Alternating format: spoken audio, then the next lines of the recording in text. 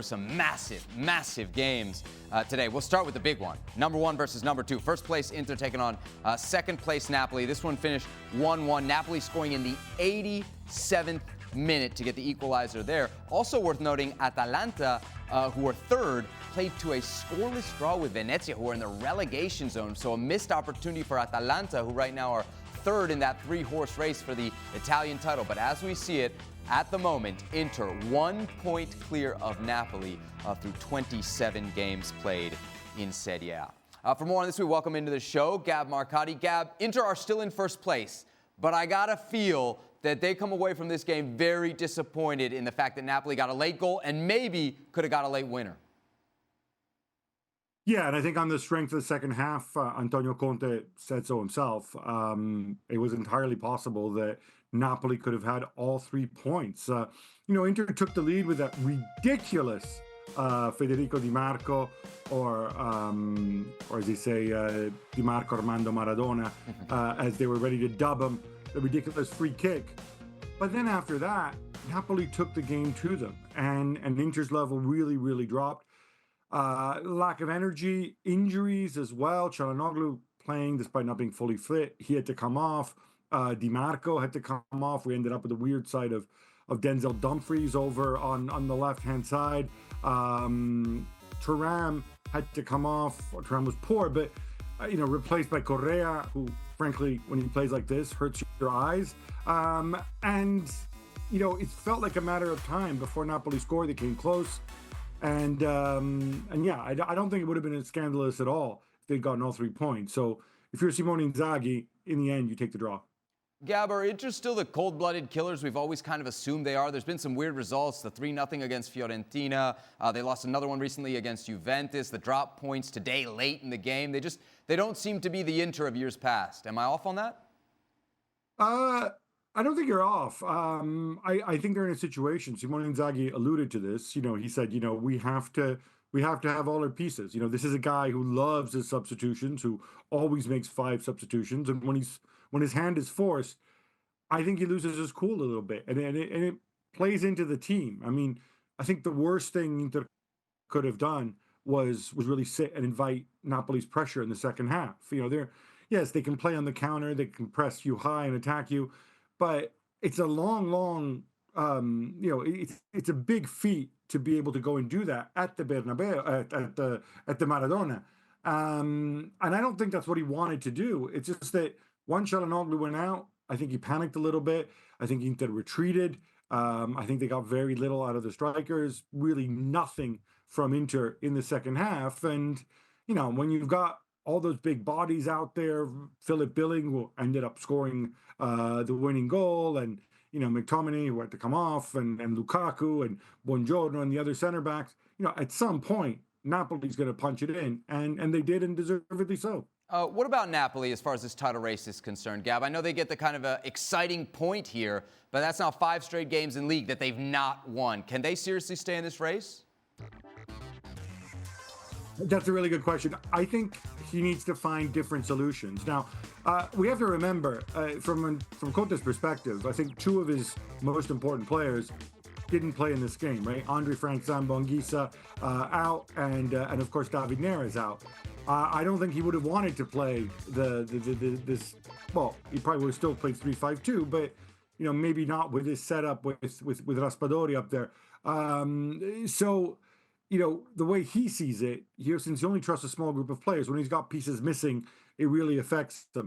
And yet, weirdly, with these guys out, this was, in terms of chances created, in terms of expected goals, it was one of their better performances. Now, I still think he needs to work on patterns of play. He needs to get more out of Lukaku. He needs to get better service to Lukaku. He needs to come up with different solutions than just simply kind of out-muscling and out-physicaling people. I think business will pick up when Anguissa and Neres are back. But until then, if you want to turn those draws into wins, we need to see more from Conte than just kind of, intensity and excitement and that kind of stuff. Because you can do that at home with a crowd, with a team that invites you forward, like Inter did on the day. But there's going to be other games when this game plan's not going to work. All right, so we've got Inter, Napoli, and maybe Atalanta in this title race. Nowhere near the title race, AC Milan. 8 points back, Gab, right now of the top 4. Do you see them with any opportunity after back-to-back losses in Serie A? They've got Lazio on Sunday, getting into this Champions League race? I think getting in the race for the Champions League, yeah. I think you're going to ask me about the title, in which case I would have said they have a zero chance of that. But they can get back into the Champions League. Really, Gab? Right now, though. You really think they get back into the Champions League positions right now? Yeah, they need to go on a run, obviously, and they need some stability. And the problem is, when you're a club that has Zlatan in there, and Sergio Conceição, and Rafael Leao, and João Felix, stability and solidity aren't exactly things you associate with these players, and these executives. I think that's the really challenging thing now for Sergio Conceição. He's done the whole chest beating, intensity, blah, blah, blah. Look at me, I'm Mr. Tough Guy. I just don't think this lineup works. I think Reinders has to be free to attack. He is along with Pulisic, this season, he has basically been Milan's, most effective attacking players. So, and if he has to go and run around as one of the two in front of the back 4, he can't do that. Maybe while Pulisic is out, maybe you try João Felix on the right. I don't know if you get, since it looked like it's Dr. Jekyll and Mr. Leao. If you get the bad version of Leao, maybe you move João Felix on the left, maybe you move João Felix on the bench. Personally, I don't need to see him out there. I think you need to see Milan doing the things that they were doing right earlier in the season, only with more intensity, and that's what Conceição is supposed to provide. There's too much tinkering in here, but yeah, no, I think they'd be mad to think that March 1st, we won't be playing Champions League next year. They are back, but the talent is there. And obviously against Lazio, it is very much, I think, a 6-pointer for the Champions League because the top 3 places are all locked up. Let's face it. If Gab was trying to convince us that Milan had a chance to make it into the top 4, I'm not quite sure that the argument actually pushed me in that direction. Just saying. Gab? Yeah, I look. It's a fair point, right? And I could say, well, they don't have the Champions League distraction. Yeah, but they have the Coppa Italia distraction where, they're headed for a derby semifinal against Inter. There's a lot up there. I think it would be pretty disastrous if they didn't get into the Champions League, with the players they have, with the squad that they've assembled. I think you'd be asking very serious questions, not just of Sergio Conceição, because I unless things improve, I'll be very surprised if he comes back.